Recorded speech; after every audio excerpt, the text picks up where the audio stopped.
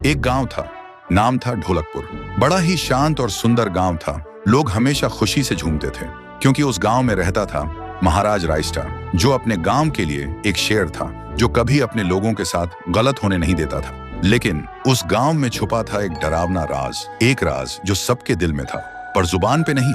गांव के बीच एक सूखा हुआ पेड़ था जिसे लोग कहते थे श्रापित पेड़। ना कोई उसके पास जाता, ना कोई उससे आंख मिलाता। हर पूर्णिमा के अगले दिन उस पेड़ के नीचे एक लाश मिलती थी। लोग कहते, रात में कोई आता है और लाश छोड़ जाता है, लेकिन कभी किसी ने कुछ देखा नहीं, और देखता भी कैसे। जो देखता वो अगले दिन पेड़ के नीचे होता था। एक दिन रायस्टार ने ठान लिया, बस अब और नहीं, इस राज का अंत मैं ही करूंगा, क्योंकि ढोलकपुर का नाम मिट्टी में मिल रहा था। फिर एक पूर्णिमा की रात रायस्टार चुपके से जाकर पेड़ के पास बैठ गया। रात के 2 बजे एक आवाज आई, Tung tung tung tung tung tung tung tung tung सहूर।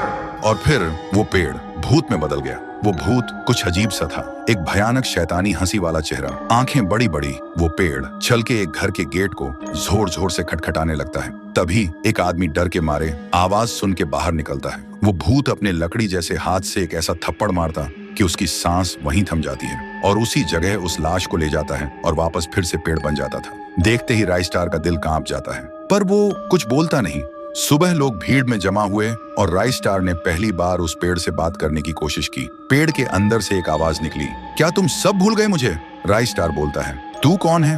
पेड़ बोलता है, मैं हूँ ठुन ठुन ठुन साहुर। एक वक्त था जब मैं भी इस गांव का एक प्यारा सा बच्चा था, लेकिन 100 साल पहले मुझे इसी पेड़ से रस्सी बांधकर उल्टा लटका दिया गया, गांव वालों की आंखों के सामने, और मेरी मौत को तमाशा बना दिया गया, सिर्फ इसलिए क्योंकि मैंने एक राज देख लिया था जो लोग छुपाना चाहते थे।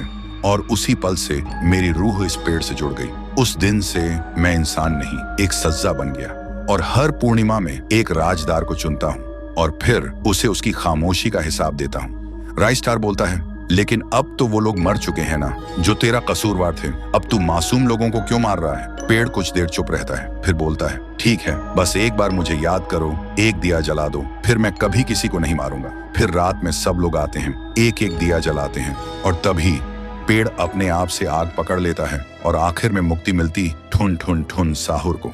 उस दिन के बाद गांव में कभी कोई लाश नहीं मिली। हर पूर्णिमा में लोग एक दिया जलाकर उसकी यादों को जिंदा रखते हैं, क्योंकि अगर भूल गए तो सपने में एक आवाज सुनाई देती थी, Tung tung tung tung tung tung tung tung tung सहूर।